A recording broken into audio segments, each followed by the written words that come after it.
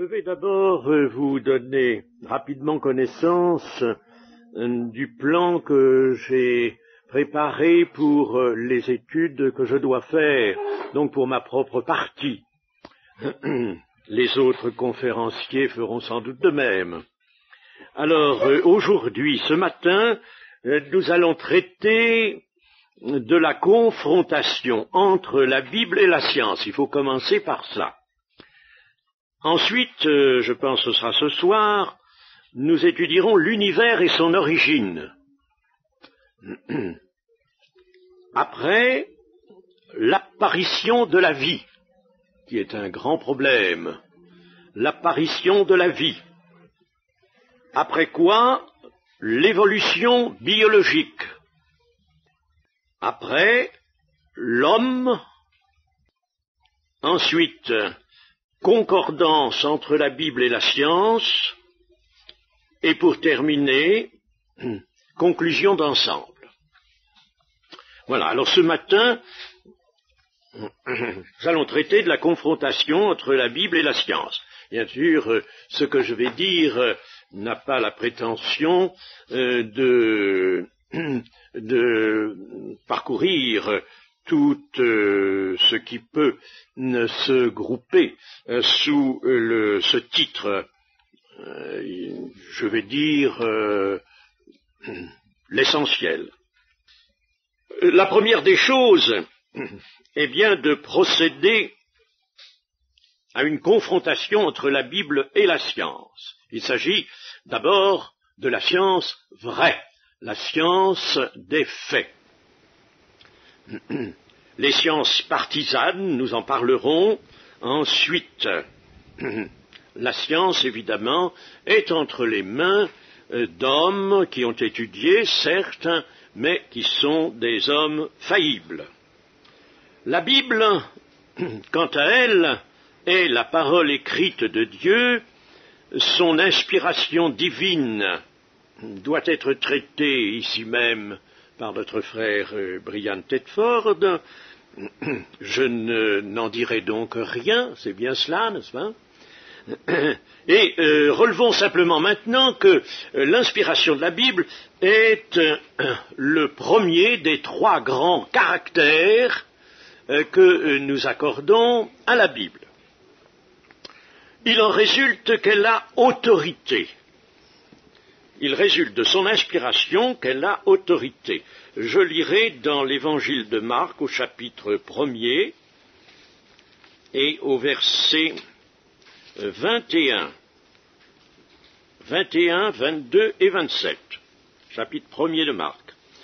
Ils se rendirent à Capernaum, et le jour du sabbat, Jésus entra d'abord dans la synagogue, et il enseigna.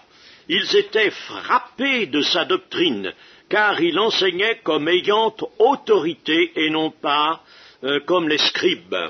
Il y avait des scribes qui étaient de bons orateurs, et qui en tout cas étaient très instruits dans les Écritures. Cependant, quelque chose mettait en différence et en lumière l'enseignement du Seigneur Jésus. C'était cette autorité. Et le verset 27, tous furent saisis de stupéfaction, de sorte qu'ils se demandaient les uns aux autres, qu'est-ce ceci, une nouvelle doctrine? Il commande avec autorité, même aux esprits impurs, et ils lui obéissent. L'autorité n'est pas seulement dans l'énoncé de la vérité, mais encore dans l'accomplissement des œuvres. Il y a d'autres passages, bien sûr, qui soulignent l'autorité. Je m'en tiendrai à ce que nous venons de lire. Paul, l'apôtre Paul, a reçu de Dieu, tout comme tout autre écrivain sacré, lui, une autorité pour rédiger les textes que nous avons de lui dans la Bible. Et de cette autorité découlent deux grandes conséquences. La première conséquence et que Dieu continue de parler par la Bible. La parole de Dieu est éternelle. C'est une affirmation qui est dans le texte biblique lui-même. La parole de Dieu est éternelle, c'est-à-dire elle ne passe pas, elle n'est pas affectée par le temps. Donc, la Bible parle aujourd'hui avec toujours la même autorité. Une seconde grande conséquence qui découle de l'autorité, c'est que la Bible révèle la vérité, l'inébranlable vérité. Et elle est l'instrument de l'Esprit de Dieu. Le Seigneur nous a bien dit que le Paraclet, l'Esprit de vérité, viendrait, lui qui conduit dans toute la vérité. Non seulement il nous conduit dans toute la connaissance de la vérité, mais dans toute aussi la vie de vérité, parce que la vérité se vit. J'aime rappeler le témoignage d'un philosophe français nommé Émile Caillé. Cet homme, alors qu'il ouvrait la Bible pour la première fois, jusque-là, il l'avait repoussée, dédaignée, il avait une position athée.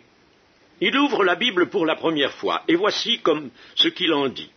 En ouvrant le livre, je suis tombé sur les béatitudes, je les ai lues, relues, et relues encore, tout haut cette fois, en sentant monter en moi une chaleur douce et mystérieuse. J'étais en proie à un sentiment inexplicable, fait d'étonnement, de crainte et de respect. Soudain, la lumière s'est faite en moi, il était là, le livre qui me comprendrait. Je fais une parenthèse, ce philosophe voulait en effet trouver un livre qui le comprendrait, lui, et il n'y avait jamais réussi. Il était là, le livre qui me comprendrait. J'ai continué à lire, les évangiles surtout, jusqu'au cœur de la nuit. Et voilà qu'à mesure que mes yeux les parcouraient, celui dont il parlait, celui qui parlait et agissait dans ces pages, prenait vie devant moi. Cette expérience vivante a inauguré ma découverte de la prière. Elle a également constitué mon initiation à l'idée de présence. C'est très beau, hein, ce témoignage. Je rappellerai aussi cette parole de Calvin. L'Esprit de Dieu est associé et lié à sa vérité qu'il a exprimée dans les Écritures. J'aime beaucoup ce passage. L'Esprit de Dieu est associé et lié à sa vérité qu'il a exprimée dans les Écritures. Et si l'Esprit de Dieu est associé et lié à la vérité qui est exprimée dans les Écritures, il est évident que la puissance du Saint-Esprit est liée, comme je le faisais remarquer hier. Je reviendrai peut-être de temps à autre à cette idée, parce qu'elle m'est très chère. La puissance de Dieu est liée. L'Évangile est une puissance de Dieu pour quiconque croit. Quand on médite les Écritures, il faut être donc à l'écoute de Dieu, à l'écoute du Saint-Esprit, comme les disciples d'Emmaüs étaient à l'écoute de Jésus, leur expliquant dans toutes les Écritures ce qui le concernait, et leur cœur brûlait. Nous allons voir un second caractère des Écritures. J'ai dit, j'ai ici évoqué simplement 3 caractères. On peut en découvrir d'autres, mais ce sont les 3 grands caractères. Le second caractère est celui de l'unité des Écritures, qu'on appelle aussi quelquefois l'harmonie des Saintes Écritures. Vous savez que notre Bible contient 66 livres qui ont été rédigés sur une profondeur de temps de 15 siècles environ, c'est-à-dire de 1450 avant Jésus-Christ à 90 après lui. et cela par plus de 40 rédacteurs très différents les uns des autres. L'unité du livre, très rapidement, voyons-la de 5 façons. Premièrement, dans la doctrine, unité dans la doctrine. Deuxièmement, unité dans l'absence d'exaltation de l'homme. Absence,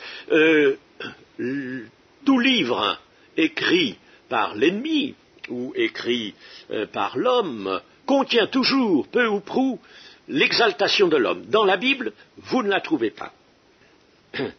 Troisièmement, unité du livre dans la sanctification de Dieu. Quatrièmement, unité dans la conception morale. Et cinquièmement, unité de la Bible dans l'attente d'un sauveur. Ceci était le second caractère, voici le troisième caractère. Le troisième caractère est celui de l'exactitude. L'exactitude, allant jusqu'à ce que l'on est convenu d'appeler l'inhérence des Écritures. Et cette inhérence, nous la trouvons dans le développement historique comme dans le détail des faits.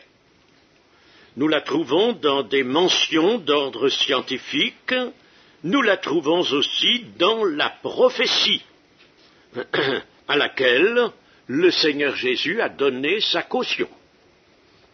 En conséquence, il faut que dans notre foi, il y ait une pleine confiance en la parole écrite de Dieu, et ne jamais avoir peur que les progrès de la science ne la mettent en défaut. Il ne faut surtout pas avoir cette crainte. Et je rencontre souvent des jeunes qui me questionnent, et je sens dans leurs questions une certaine anxiété. Et si jamais la science, avec ses progrès, allait contredire la Bible, alors que se passerait-il? On a senti cette crainte surtout au XIXe siècle. Et c'est pourquoi, d'ailleurs, on a cherché à prévenir toute contradiction dans une position qu'on a appelée le concordisme, et qu'aujourd'hui, nous sommes bien obligés de rejeter entièrement. Il ne s'agit pas de faire concorder, il s'agit de constater, comme nous aurons l'occasion de le faire, des correspondances, des concordances entre la Bible et la science, la vraie science. La Bible, dit-on, n'est pas un traité de science ou d'histoire, mais un livre qui n'a en vue qu'un enseignement théologique pour notre instruction religieuse. Et qu'alors, il ne faut pas considérer comme scientifiques les passages paraissant empiéter sur le domaine des sciences expérimentales. Bien sûr, le Seigneur Jésus, qui en savait énormément sur les structures du monde sensible et sur la vie, lui le Créateur. Je pense au chapitre 1er des Colossiens. Et par lui, pour lui, en lui, que toutes choses ont été créées. Je pense qu'il devait connaître la création, n'est-ce pas? Eh bien, il ne s'est pas proposé de nous instruire sur des faits pouvant être connus par l'observation et par l'expérience de l'homme. Quand quelque chose, c'est un principe cela, quand quelque chose est possible à l'homme, Dieu le lui laisse. Exemple, dans la résurrection que nous avons de Lazare, que nous avons au chapitre 11 de Jean, devant le tombeau, le Seigneur Jésus dit « ôtez la pierre ». Il est évident que lui qui va ressusciter Lazare, il pouvait l'ôter aussi par voie surnaturelle, n'est-ce pas? Mais cela était possible aux hommes, il va dire ôtez la pierre. Et de même, lorsque Lazare sort, lié, les pieds et les mains liés, alors il va dire déliez-le et laissez-le aller. Il aurait pu aussi le délier, n'est-ce pas, puisque Lazare était là depuis 4 jours et la décomposition avait commencé son œuvre. Malgré cela, Dieu le ressuscite bien vivant, il aurait pu le délier. Mais non, ce que l'homme peut faire, Dieu le lui laisse. Mais il a dit, mais c'est lui qui a dit, Lazare sort. Ça, c'était pas un homme qui pouvait le faire. C'était Dieu, n'est-ce pas? Alors Dieu a laissé les hommes observer le ciel. Il les a laissés extraire le minerai, en retirer les métaux, construire des maisons, tailler la pierre, construire des bateaux, confectionner des vêtements, des harnais pour les chevaux, des jougs pour les bœufs, des charrettes, etc. Lui, il s'est réservé le domaine de la révélation et celui du cœur de l'homme. Le domaine de la révélation est celui du cœur de l'homme. Il a montré ses propres voies, il les a découvertes, ses propres voies, et surtout la voie du salut. Il a aussi donné à Salomon une science infuse. Si nous lisons dans le premier livre des rois, au chapitre 4 et au verset 29, nous avons ceci. Dieu donna à Salomon de la sagesse, une très grande intelligence et des connaissances multipliées comme le sable qui est au bord de la mer. La sagesse de Salomon surpassait la sagesse de tous les fils de l'Orient et toute la sagesse des Égyptiens. Il venait des gens de tous les peuples pour entendre la sagesse de Salomon de la part de tous les rois de la terre qui avaient entendu parler de sa sagesse. Eh bien, vous savez, Salomon avait reçu des connaissances vraiment très, très larges. En somme, il a parlé sur les arbres, il a donc connu la botanique, la zoologie, et pourtant il n'a pas écrit un traité de botanique ni un traité de zoologie. Pas plus que le Seigneur Jésus ne l'a fait. Mais Dieu a donné aussi à l'homme, quand il le fallait, et cela continue maintenant, il a donné du savoir-faire. Rappelons-nous ce qui est dit dans l'Exode au chapitre 31, verset 1er. L'Éternel parla à Moïse et dit, sache que j'ai choisi Betsaléel, fils d'Uri, fils de Hur, de la tribu de Juda. Je l'ai rempli de l'Esprit de Dieu, de sagesse, d'intelligence et de savoir pour toutes sortes d'ouvrages. Je l'ai rendu capable de faire des inventions, de travailler l'or, l'argent et les reins, de graver les pierres à enchâsser, de travailler le bois et d'exécuter toutes sortes d'ouvrages. Et je lui ai donné pour aide. Et le verset 34 que je voulais dire. Il lui a accordé, il s'agit toujours de Betsaléel, il lui a accordé aussi le don d'enseigner, de même qu'à Oholiab, fils d'Ahisamach, de la tribu de Dan. Il les a remplis d'intelligence pour exécuter tous les ouvrages de sculpture et d'art, pour broder et tisser les étoffes teintes en bleu, en pourpre, en cramoisi et le fin lin, pour faire toute espèce de travaux et d'inventions. Par conséquent, quand il s'agit du service de Dieu, Dieu peut donner un savoir-faire qui va très loin. Et nous le constatons encore aujourd'hui. Nous le constatons maintenant encore. Je vais vous lire dans Éphésiens chapitre 4, verset 11.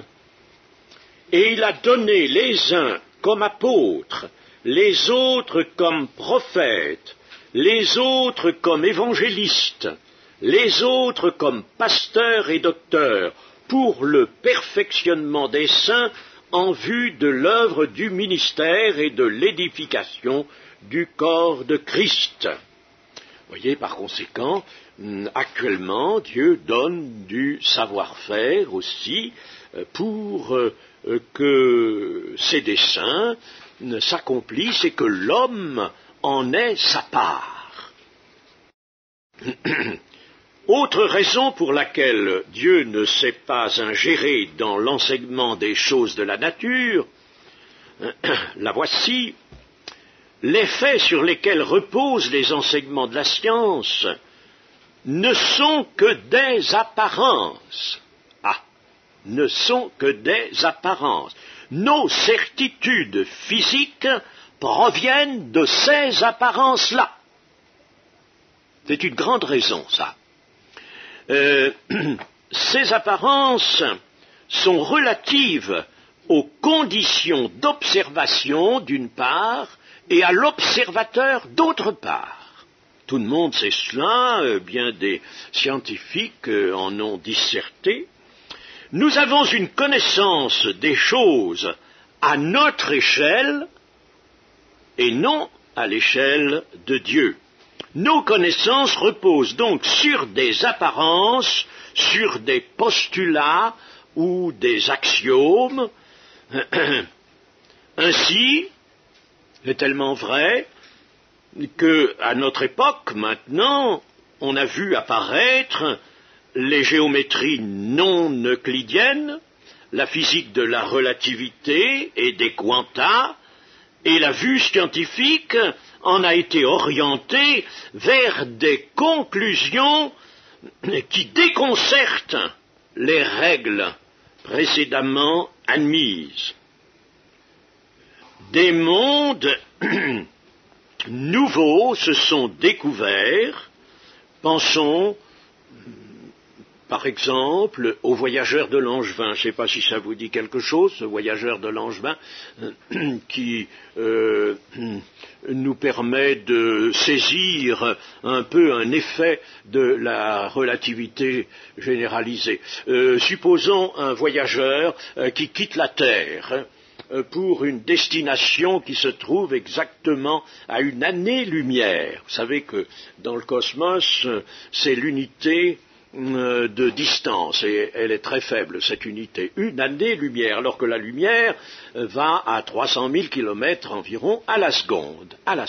Alors ça fait une distance énorme. Alors supposons que notre voyageur, c'est pas possible parce qu'on ne peut pas aller à cette vitesse, mais c'est une hypothèse. Alors nous quittons la Terre, ce voyageur quitte la Terre et s'en va dans une autre destination qui est située exactement à une année-lumière. Il arrive à destination, il ne s'arrête pas, il revient immédiatement. Une année-lumière pour aller, une année-lumière pour revenir à la Terre. Bon, ça fait 2 ans, n'est-ce pas? Il a voyagé pendant 2 ans. Et quand il revient sur la Terre, il s'est passé 200 ans, environ. Voilà un effet de la relativité généralisée. Vous trouverez ce voyageur de Langevin dans des ouvrages, peut-être même dans des dictionnaires assez complets. C'est un exemple qui a souvent été donné.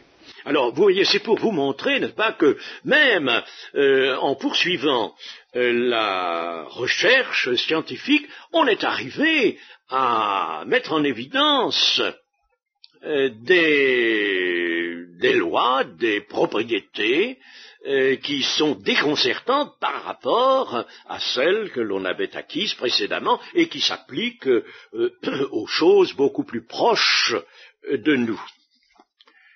Notre logique scientifique habituelle a donc été mise en défaut en dehors de son échelle. Nos constatations sont enfermées, nos constatations scientifiques sont enfermées dans l'espace et le temps. Or, Dieu, lui, n'est pas enfermé dans l'espace et le temps. C'est lui qui les a créés. Nos constatations sont relatives et dépendent aussi des conditions d'observation. Je ne veux pas m'arrêter là-dessus, mais c'est très connu en science, n'est-ce pas, les conditions d'observation. Si je suis, par exemple, dans une gare de chemin de fer et qu'un train rapide vient à toute vitesse vers la gare, alors, et qu'il siffle en même temps, alors je vais entendre un sifflet aigu. Puis dès que le rapide aura passé devant moi et continuera à siffler, je suppose, et s'en ira de l'autre côté, la hauteur du son va baisser. C'est un effet bien connu, ça se résonne très bien, hein, mais vous voyez, ça montre que toute observation est influencée par la position de l'observateur. Si je suis avant que le train n'arrive, je note un son assez aigu, puis quand il est passé, un son plus grave. Hein? Alors, nous comprenons tout cela pour arriver à ceci, c'est que nous comprenions que Dieu s'est exprimé, lui, dans le langage de l'homme pour être compris de lui. En ce qui concerne notre être, notre vie et notre salut. Mais Dieu ne pouvait nous parler des structures de l'univers dans un langage d'homme. Il ne pouvait pas faire cela. Il ne voulait pas faire cela. Nous parler des structures de l'univers dans un langage d'homme qui ne peut présenter de ces structures que des vues relatives et non pas l'absolue vérité. Dieu ne nous donne pas des connaissances qui soient relatives. Il nous donne des connaissances qui sont la vérité, et par conséquent, il ne voulait pas nous parler des structures de l'univers dans un langage d'homme. Il a laissé à l'homme le soin de les découvrir lui-même, ses connaissances. Les théories, remarquons-le, sont soigneusement écartées de la Bible, qui est surtout un ensemble de témoignages. La Bible nous enseigne essentiellement par des actes dont le sens nous est révélé. En face de la Bible et de l'inhérence qui la caractérise, voyons maintenant la science. Vous savez, mon sujet m'oblige à quitter un petit peu quelquefois la Bible et à me tourner du côté de la science, puisque nous avons mis en confrontation la science et la Bible. Mais enfin, ce sont des choses utiles à savoir. Elles sont utiles pour la réflexion, chers amis. Ne croyons pas que si nous quittons un petit peu le terrain qui nous est propre, terrain de la connaissance biblique, ne croyons pas que nous faisons œuvre inutile. Nous avons besoin de cette réflexion. Je vais tout de suite vous citer Jean Rostand, qui a écrit pas mal d'ouvrages. Là, je prends une citation dans un ouvrage qui est intitulé « Science fausse et fausse science », qui a paru en 1958. L'auteur dit ceci: « Il n'est pas d'homme de science qui, au cours de ses recherches, ne se soit plus ou moins lourdement trompé. Même le grand Pasteur, si clairvoyant, si rigoureux, si scrupuleux, lui aussi s'est trompé. » L'auteur parle ensuite d'erreurs à caractère collectif, d'erreurs faisant école. Et ça, chers amis, si l'on a été dans les milieux scientifiques, on ne peut pas ne pas avoir rencontré cela. Des erreurs qui font école. Et elles illustrent le pouvoir de l'idée préconçue, même chez des hommes de science, qui devraient être des hommes toujours tendus vers l'objectivité. Cependant, eux aussi cèdent au pouvoir de l'idée préconçue. Et voyez-vous, c'est un sujet de réflexion qui nous est nécessaire. Nous qui voulons être vrais et qui voulons recevoir de Dieu par son esprit la pleine révélation de la vérité. Et alors, Jean Rostand nous raconte certaines erreurs.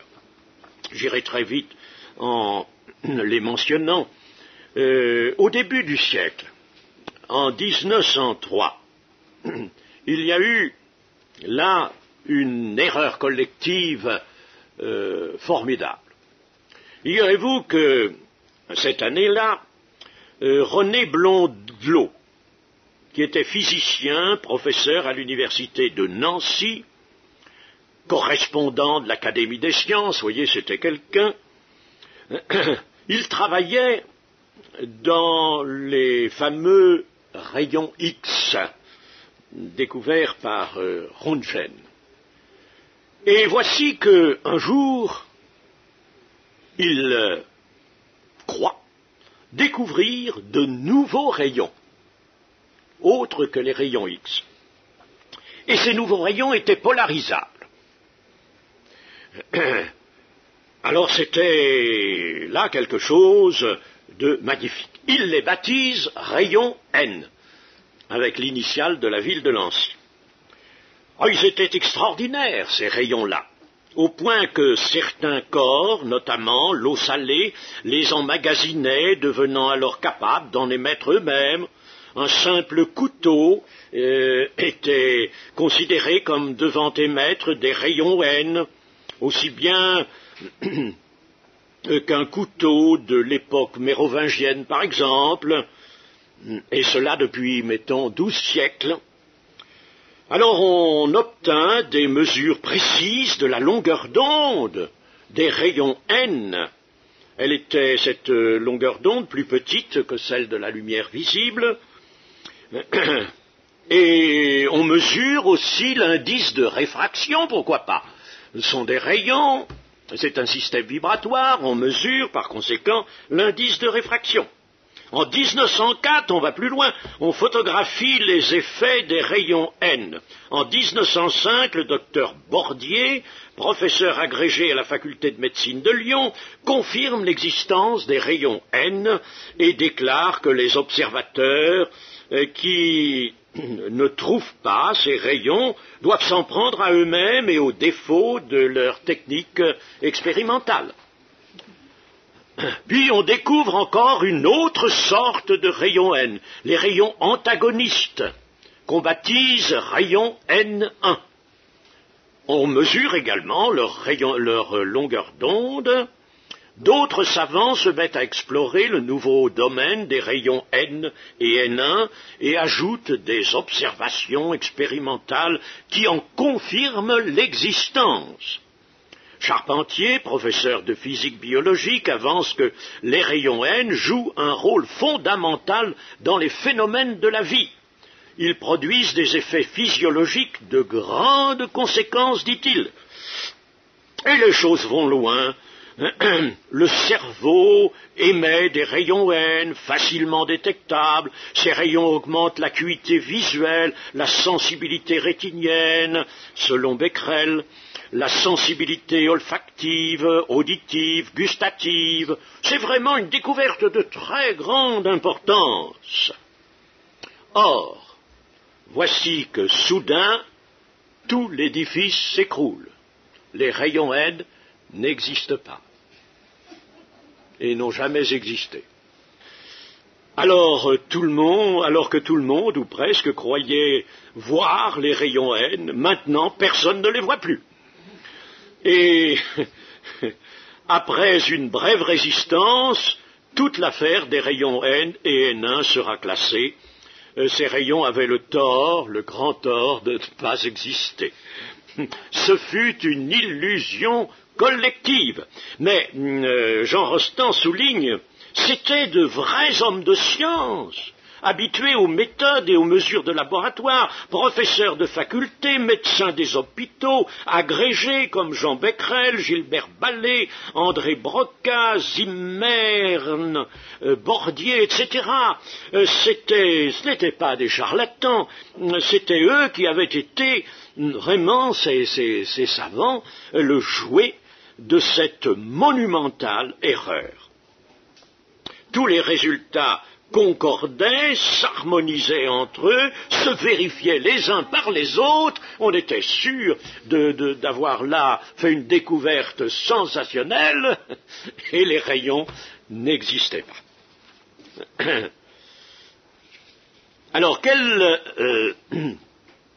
pouvaient être les causes d'une pareille erreur? Eh bien, ces causes étaient humaines. Il y avait dans ces causes notamment le désir de trouver du nouveau.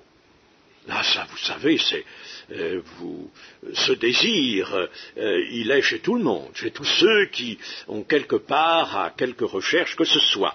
Il y avait l'idée préconçue, il y avait la suggestion, il y avait l'attrait de coopérer au défrichement d'un domaine encore inexploré, etc. Des causes humaines. Pour le croyant, le disciple de Jésus, cette authentique histoire d'erreur monumentale du domaine scientifique peut nous suggérer d'utiles réflexions. On dira, l'erreur est humaine, et la science est humaine, elle aussi. Les objets de l'étude scientifique appartiennent à la nature, ils appartiennent à la création de Dieu, mais les investigations sont humaines, et donc bien imparfaites. De plus, l'intelligence appliquée à la recherche s'exerce en des êtres humains qui n'échappent pas au péché, disons-le, et notamment à l'orgueil. Et je vais alors en donner une confirmation. En 1980, il m'a été donné d'être en bonne relation avec un jeune scientifique chrétien qui n'est pas loin d'ici d'ailleurs. Il s'appelle Roland Romain, non pas comme l'écrivain s'appelait Roland Romain, petit nom Romain. Lui, c'est l'inverse. Vous le connaissez? Il fait partie de notre église. Ah bah oui, alors je le connais très bien et il a suivi des cours que je faisais à Paris sur naturellement la Bible. Alors son témoignage écrit, vous l'avez lu son témoignage, non? Non. J'ai son témoignage écrit. Il est physicien, il était physicien dans un centre nucléaire. Hein? Il préparait un doctorat, il doit l'avoir maintenant, son doctorat. Je crois qu'il a terminé. Oui. Il faisait des recherches en vue de trouver de l'énergie pour le présent et pour l'avenir. Voici un extrait de son témoignage. En tant que scientifique, j'ai eu à vivre un grand conflit avant de rencontrer le Seigneur. Tout d'abord, il faut vous dire que l'homme de science, contrairement à la légende, est motivé par un orgueil phénoménal. Et ce n'est pas moi qui dirais le contraire, parce que moi aussi, j'ai eu l'occasion, bien avant lui, de le constater.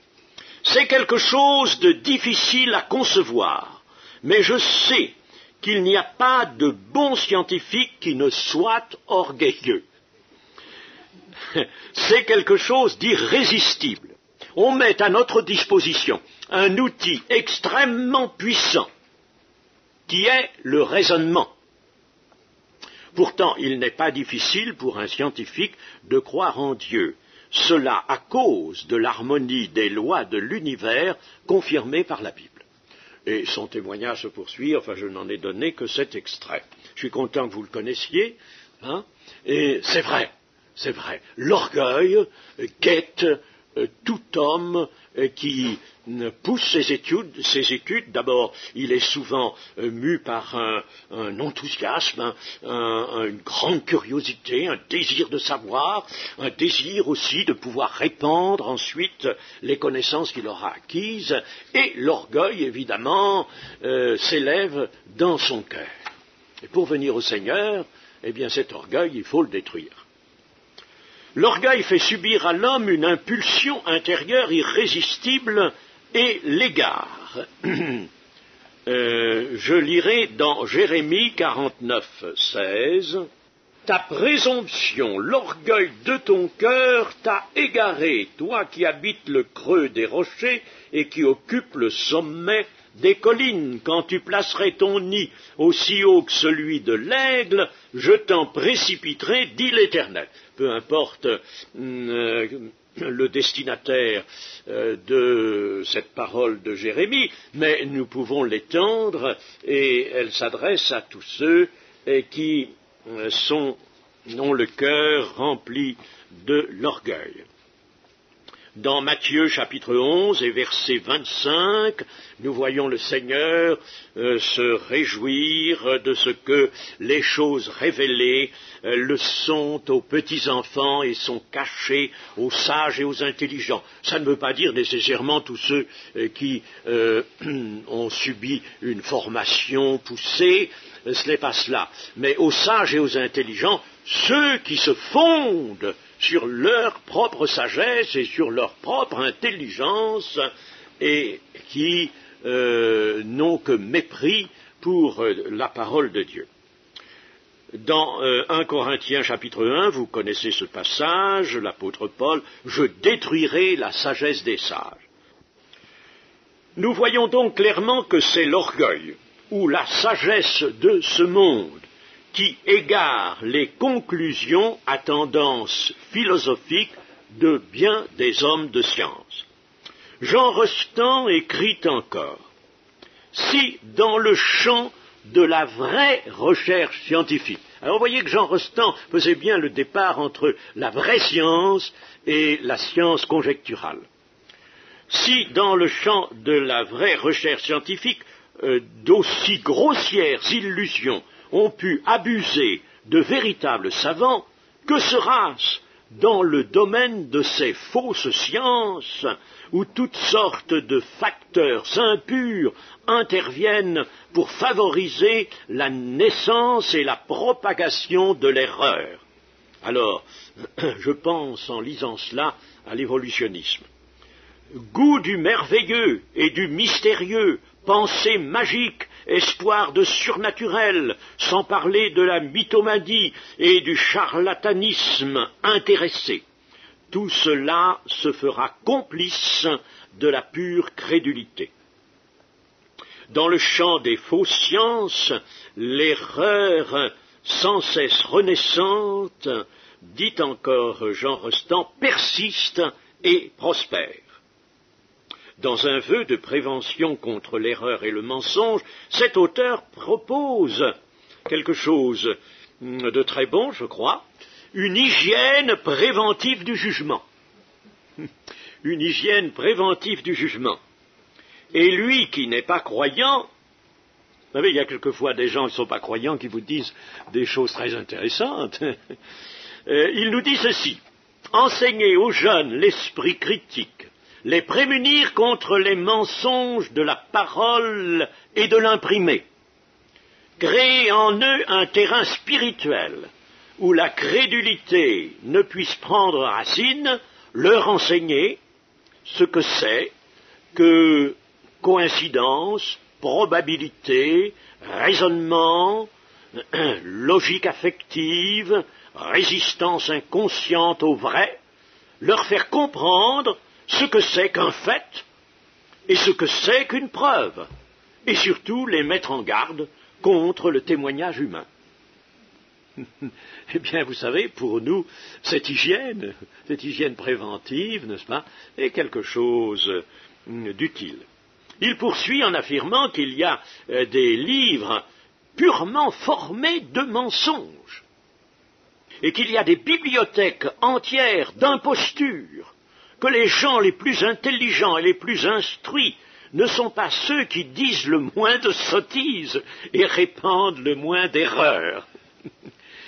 Jean Rostand était un homme, c'est dommage qu'il n'ait pas voulu, enfin, je ne sais pas comment il est mort, je n'étais pas là à ces derniers moments, mais enfin, on lui a écrit, on lui a proposé la foi en Jésus-Christ, lui qui avait dit « Je ne crois pas au Dieu des religions ». Alors, un ami, un de nos amis lui avait écrit et lui avait dit « Nous non plus, nous ne croyons pas au Dieu des religions, mais nous croyons au Dieu vivant, au Père de notre Seigneur Jésus-Christ. » Et puis on lui avait donc envoyé une lettre de témoignage.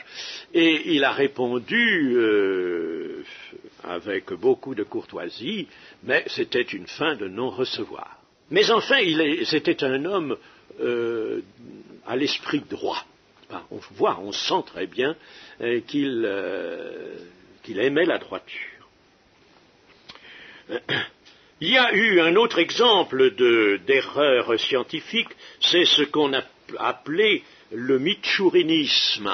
Le mitchourinisme qui se situe, alors plus près de nous, en 1948 et 1952. C'était déjà l'époque du grand essor de la science. Eh bien là se situe une erreur tragique. Il s'agit d'une biologie dite mitchourinienne parce que elle était provenue des écrits d'un naturaliste soviétique qui se nomme Mitchourine.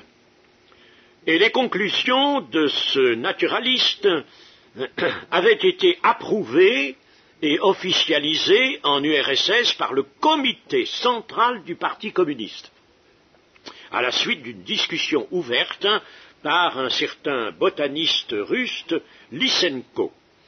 En France, le poète Aragon, qui a été assez connu, écrivit un article triomphant à ce sujet dans la revue Europe en 1948. Pour la première fois, disait-il, le travail d'un peuple entier est associé à la recherche scientifique. Cette nouvelle découverte biologique faisait table rase des notions de la génétique acquises jusque-là. La biologie occidentale était mise en accusation. On niait l'existence du gène. On niait l'existence du gène. On niait la continuité des chromosomes. On écartait la conception bourgeoise de la fécondation. Et on affirmait que les espèces se transformaient les unes dans les autres. C'était alors, évidemment, la réaffirmation du transformisme. On disait, par exemple, que le seigle engendre du blé, tout simplement. On a peine à croire qu'un pareil délire scientifique ait été possible au cours du XXe siècle. C'était aussi un retour à la génération spontanée. Les cellules, écrivit Madame Lepekchinskaya, se multiplient aussi par voie de décomposition de cellules en granulations minuscules qui se développent à nouveau pour donner de nouvelles cellules avec de nouvelles propriétés. Et de préciser, j'ai étudié le suc d'aloès et j'ai trouvé que les cristaux qui s'étaient formés dans le suc après addition d'acide nucléique donnent naissance à des cellules. C'était la génération spontanée qui revenait tout simplement. Le biologiste Bochian affirmait la naissance spontanée des virus et des bactéries. Ce délire mitchourinien s'accompagnait des plus brutales accusations à l'égard des adversaires de la doctrine, qualifiés d'idéalistes, de métaphysiciens, de bourgeois, d'obscurantistes, de dégradateurs, de falsificateurs, de représentants d'une biologie mensongère, absurde, etc. Tous les communistes, en tout pays, adoptèrent la biologie mitchourinienne comme article de foi. Certains se forcèrent à parler contre leurs pensées. Et l'Humanité, le journal L'Humanité, sous la plume de Georges Cognot, proclama que deux tendances s'étaient formées en biologie, la tendance avancée, matérialiste, se réclamant du naturaliste soviétique Mitchourine, et la tendance idéaliste et mystique fondée par les biologistes réactionnaires.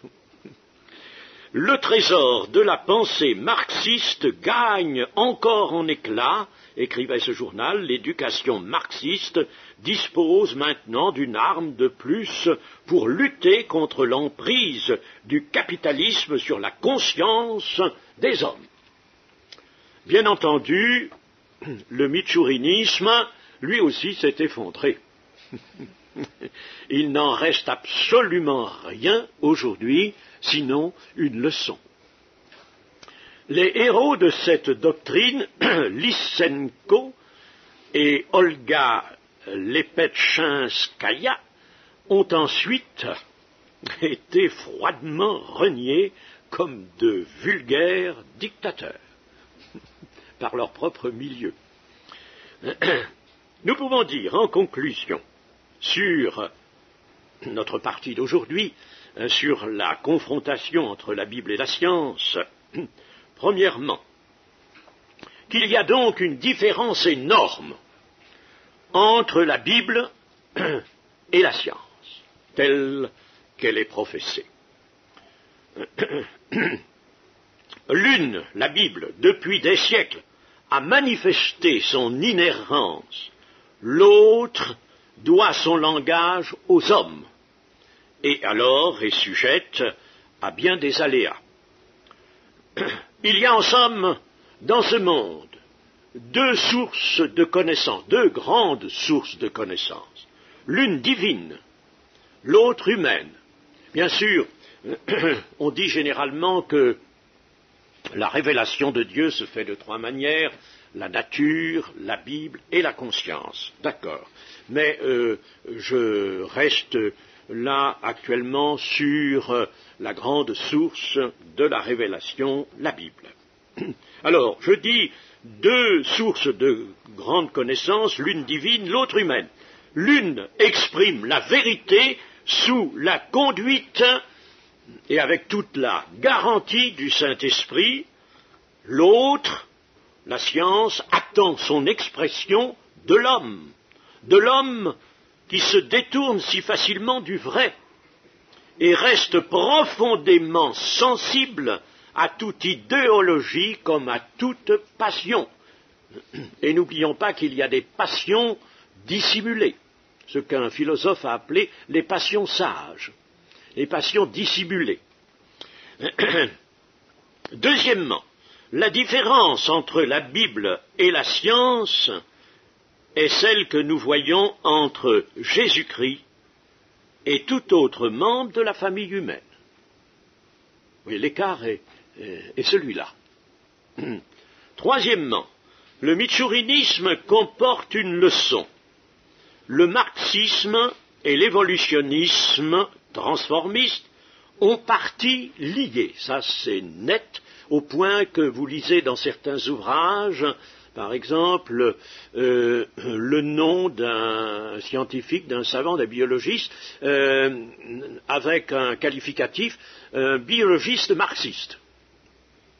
Alors, le marxisme a partie liée avec et l'évolutionnisme avec le matérialisme. Et cela pour écarter toute idée de création. L'intention certaine, qui est là, toujours présente, qui est forte, c'est d'écarter toute création. Et en écartant toute création, d'écarter tout créateur. Alors prenons résolument, nous, chrétiens, ne soyons pas tremblants, ne soyons pas indécis, ne soyons pas des dilettantes, ne soyons pas dans le partage, mais prenons résolument le parti de la foi. Nous ne nous tenons pas dans le partage entre la vérité et le mensonge.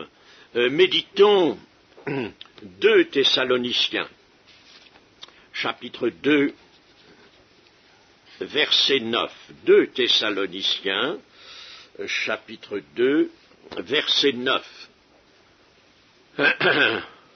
L'apparition de cet impie se fera par la puissance de Satan, avec toutes sortes de miracles, de signes et de prodiges mensongers, et avec toutes les séductions de l'iniquité pour ceux qui périssent, parce qu'ils n'ont pas reçu l'amour de la vérité pour être sauvés.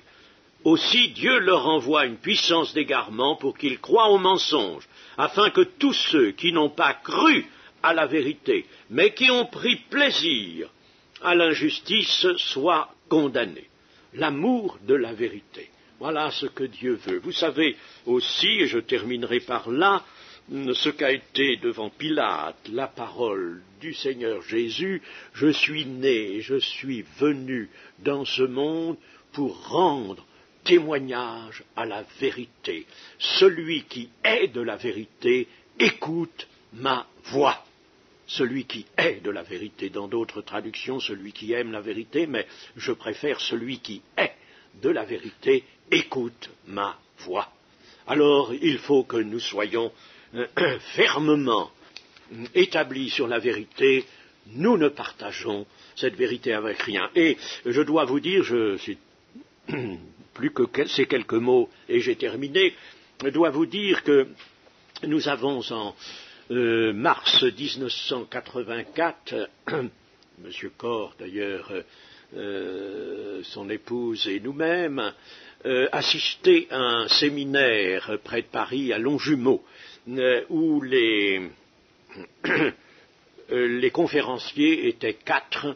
Il y avait un Anglais, Monty White, un Allemand, Hermann Schneider, 2 Français, Alain Deschamps et Philippe Michaud, qui sont tous 4 enseignants en université. Biologie, Hermann Schneider c'est la physique, Monty White c'est, je ne sais plus très bien quelle est sa discipline, mais enfin peu importe, tous 4 enseignants en université. Et ce sont bien sûr des croyants. Et alors ce qui m'a réjoui, en plus des choses très intéressantes qu'ils nous ont apportées, ce qui m'a réjoui beaucoup, c'est de les avoir vus tous 4 vraiment magnifiquement établis sur la foi dans les Écritures, dans la Bible, ne concédant rien, absolument rien, en dehors de la Bible. Ça c'est magnifique. Leur position m'a beaucoup réjoui et j'en remercie le Seigneur. Amen.